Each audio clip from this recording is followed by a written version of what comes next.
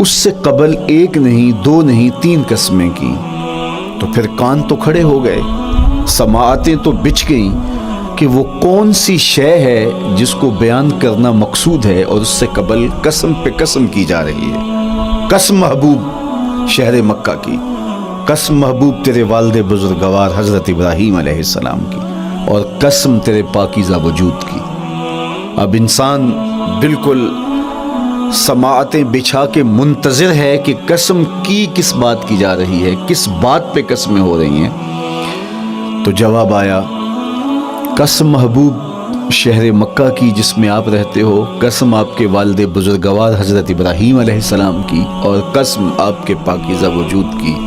لقد خلقنا الانسان فی کبد، ہم نے انسان کو مشقتوں میں رہتا پیدا کیا ہے۔ یعنی انسان کی زندگی کے اندر مشقتیں، مشکلیں، آلام، مصائب،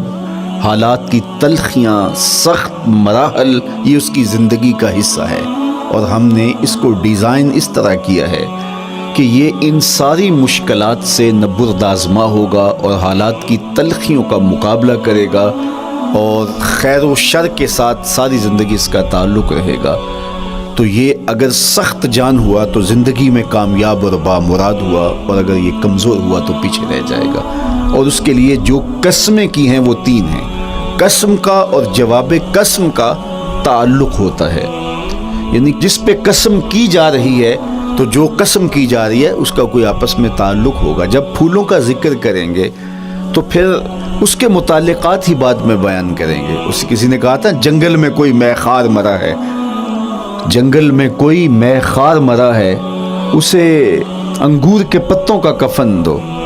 میاں جنگل میں مرنے والے شخص کو کسی اور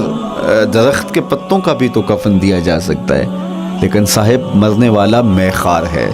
اور شراب کشید کی جاتی ہے انگور سے، تو اس کو تو ٹھنڈ تب بھی پڑے گی کہ انگور کے پتوں کا کفن دیا جائے۔ تو مناسبات ہوتی ہیں۔ تو اب جب قسم کی گئی تو قسم 3 چیزوں کی گئی، اور اس کی جواب قسم سے مناسبت کیا بنتی تھی؟ انسان کو مشقتوں میں رہتا پیدا کیا گیا، حالات کی تلخیوں سے گزرتا ہے، سخت تربیتی مراحل سے اس کو گزرنا پڑتا ہے۔ تو اس چیز کو بیان کرنے سے قبل 3 قسمیں کی گئی۔ پہلی قسم میرے حضور کے پاکیزہ شہر کی، مکہ المکرمہ کی، اس لیے کہ مکہ المکرمہ میں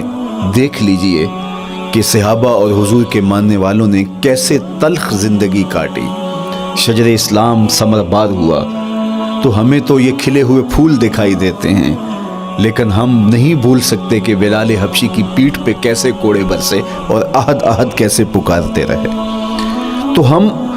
اس منظر کو دیکھیں، مکہ کے ان حالات کو دیکھیں، تو اس لیے قسم کی مکے کی، اور پھر حضرت ابراہیم علیہ السلام کی قسم کی، چونکہ حضرت ابراہیم نے جس قدر اذیتوں سے گزر کر کے، مصائب آلام کا سامنا کر کے، حالات کی تلخیوں کا مقابلہ کر کے اپنا راستہ بنایا اور اپنے رب کی رضا پائی، وہ تاریخ کا ایک انوکھا باب ہے۔ اس سے بڑھ کر کیا ہوگا کہ جلتی ہوئی آگ میں چھلانگ لگا دی رب کے حکم کی تعمیل میں، بیٹے کی گردن پہ چھری رکھ دی۔ یہ تماشا لب بام نہیں تھا،